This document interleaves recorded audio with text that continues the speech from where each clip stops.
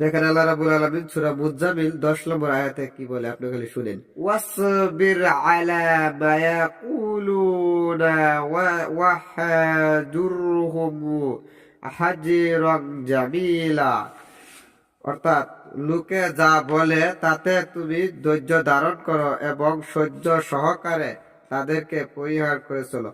সূরা মুজাম্মিল 10 নম্বর আয়াত আল্লাহ রাব্বুল আলামিন নবী সাল্লাল্লাহু আলাইহি সাল্লামকে বললেন যে আমার দ্বীনের দাওয়াত যখন তুমি করবে, মানুষে তোমাকে যাই বলুক না কেন তাদের কথা তুমি শুনবে না, এবং যে অত্যাচার তারা করবে তাদের তাদের অত্যাচারের উপর তুমি ধৈর্য ধারণ করবে।